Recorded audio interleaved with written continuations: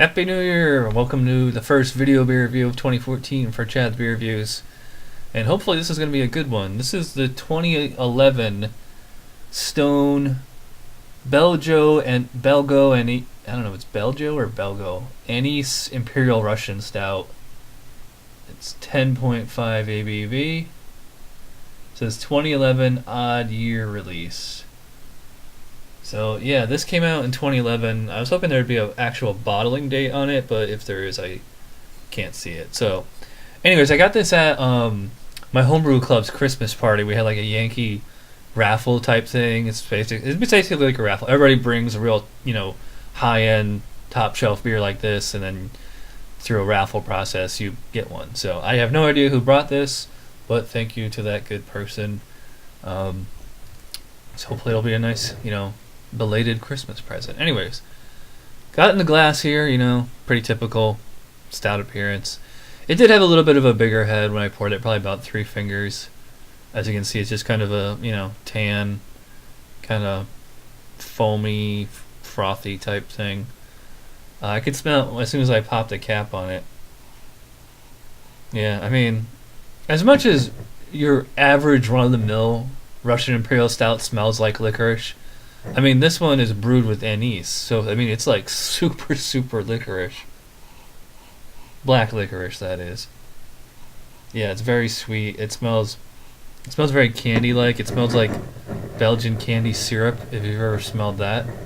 Although I guess that would probably be from the Belgian yeast strain that they use on this, it's very weird, and especially for Stone to do.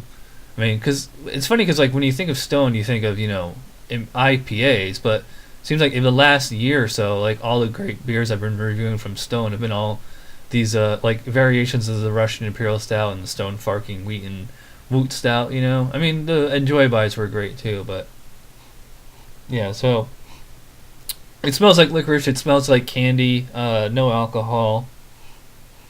Very, very sweet smelling. I don't smell any like. Maybe like some kind of like Tootsie Pop type chocolate in there, but no roasted malt or coffee or anything like that. So let's give this one a try. Cheers.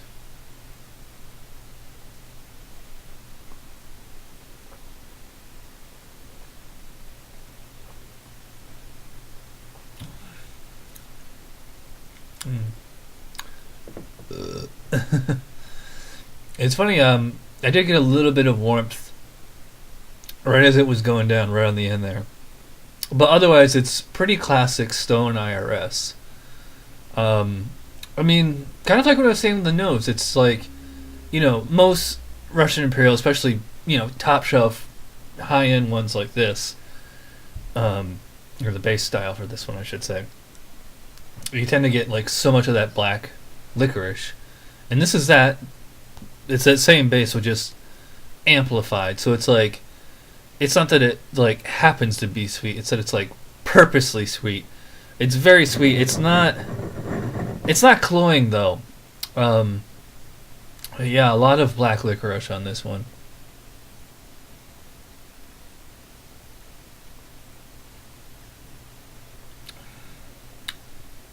The mouthfeel is like surprisingly thin on this.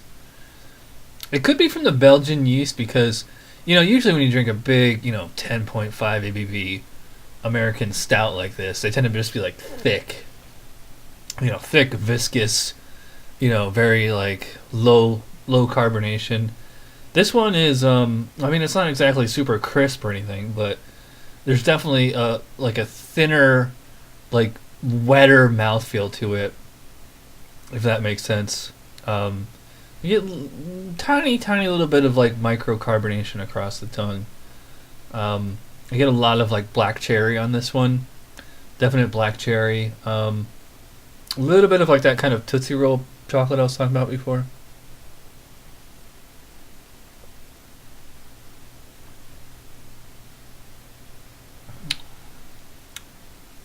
Yeah, up front, like it's kind of fruity.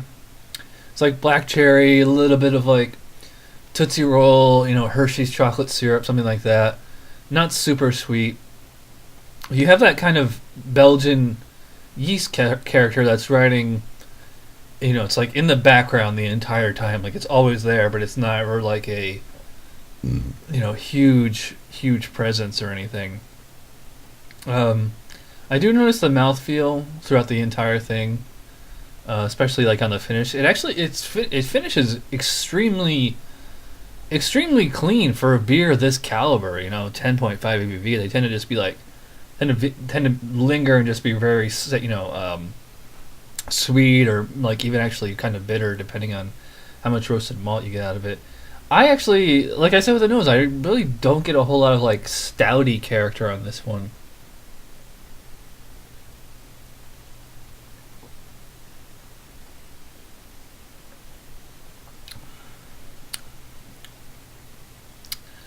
Yeah, not much in the way of like roasted malt, coffee, things like that.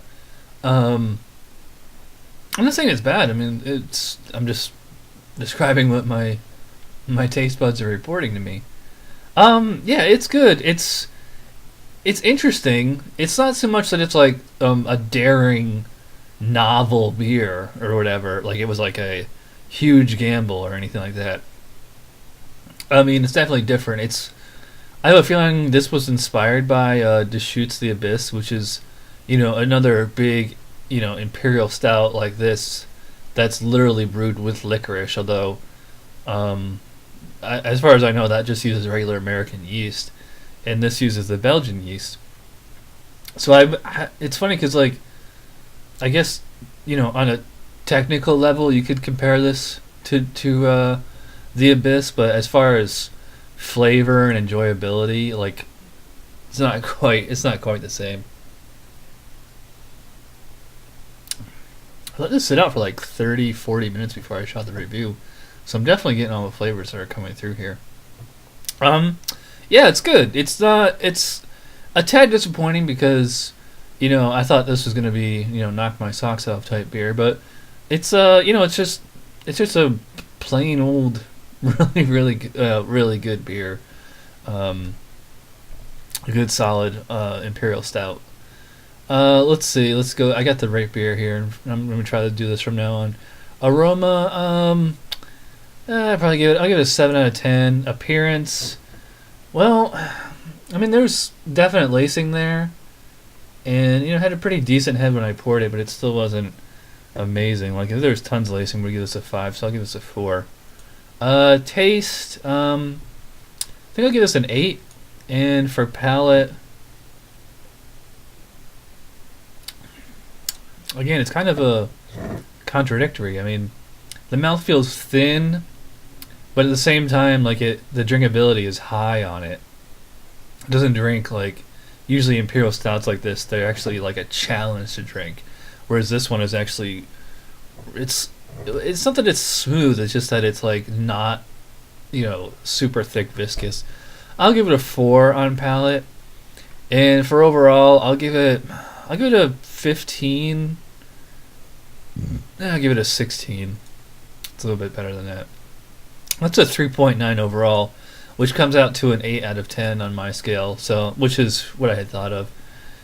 Yeah, so 8 out of 10. It's a very good beer. I like it. Um, I don't think Stone's done this beer since then. I actually haven't really done a whole lot of Belgian stuff in a while. I think, yeah, back in 2010, 2011, we were on like this whole Belgian kick, and they were putting out like a ton of Belgian stuff. I can't even remember the last time they put out something Belgian-y. I mean, I like when they stick to, traditional San Diego type stuff. That's what they do best, and they always end up really good. So, yeah, 8 out of 10 for Stone Belgo Anise Russian Imperial, or Imperial Russian Stout. So thanks to whoever brought this to the Christmas party. Thanks to you guys out there for watching, and I will see you next time. Cheers.